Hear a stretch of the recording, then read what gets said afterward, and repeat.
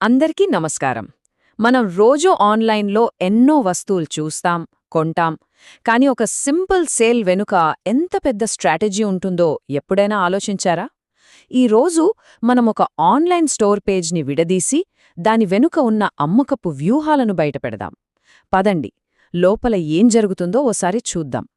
మనం ఒక ప్రోడక్ట్ పేజ్ని చూడగానే అందులో కనిపించే ప్రతీదీ అంటే అక్షరాల ప్రతీదీ మనల్ని కొనాలనేలా చేయడానికి డిజైన్ చేసిందే. అసలా కథేంటో, ఆ మాయాజాలమేంటో ఇప్పుడు తెలుసుకుందాం. సరే, ఈ విషయం అర్థం చేసుకోవడానికి మనం ఒక ఉదాహరణ తీసుకుందాం.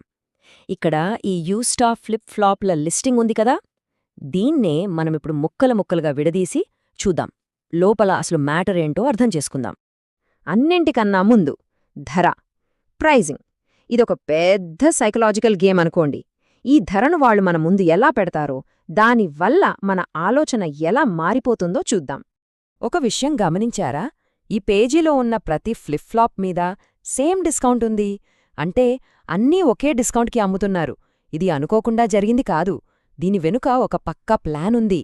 రండి, ఇప్పుడు ఆ నంబర్లని కొంచెం జూమ్ చేసి చూద్దాం. ఈ డిస్కౌంట్ వెనక ఉన్న అసలు ట్రిక్ ఏంటో బయటపెడదాం. ఫస్ట్ మన కళ్లలో పడేదేంటి? ఆ గీత కొట్టేసిన ధర కదా, రూ. 186. దీన్నే యాంకర్ ప్రైస్ అంటారు. అంటే ఏంటంటే మన మైండ్లో ఓకే, ఈ చెప్పుల అసలు విలువ ఇది అని ఒక నెంబర్ను ఫిక్స్ చేసేస్తారన్నమాట. ఆ తరువాత వెంటనే మనకు కనిపించేది అసలు ధర, జస్ట్ రూ. 93. వెంటనే మనకేమనిపిస్తుంది? అబ్బా, భలే డీల్ కదా అనిపిస్తుంది. ఎందుకంటే మన మైండ్లో ఆల్రెడీ ఆ 186 అనే నంబరుంది. అయితే ఈ రెండు నంబర్ల కన్నా పవర్ఫుల్ ఏంటో తెలుసా? 50%. 50% ఆఫ్ అని చూడగానే మనకు లెక్కలు కూడా అవసరం లేదు, సగం ధర అంతే. ఈ మెసేజ్ చాలా సింపుల్గా, చాలా బలంగా మన మైండ్లోకి వెళ్ళిపోతుంది. సరే, ధరల కథ అలా ఉంటే ఇప్పుడు ఇంకో యాంగిల్ చూద్దాం. అసలు ఇన్ని రకాల డిజైన్లు, రంగులు ఎందుకు పెట్టారు? ఎప్పుడైనా ఆలోచించారా? చూడండి, ఒకవైపు ఏమో చాలా సింపుల్గా ఉన్న ఆలివ్ గ్రీన్ కలర్ ఉంది.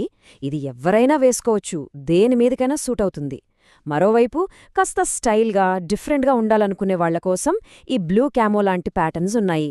అంటే ఇక్కడ అందరికీ ఏదో ఒక ఆప్షన్ ఉందని ఫీలింగ్ కల్పిస్తున్నారన్నమాట.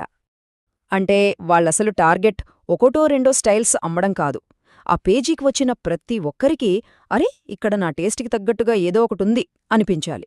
ఆ ఫీలింగ్ వచ్చిందంటే చాలు, వాళ్ళు ఏదో ఒకటి కొనడానికి ఎక్కువ అవకాశం ఉంటుంది. ఇక మూడోది చాలా ముఖ్యమైనది, సోషల్ ప్రూఫ్. సింపుల్గా చెప్పాలంటే జనం మెచ్చింది మనం మెచ్చడం.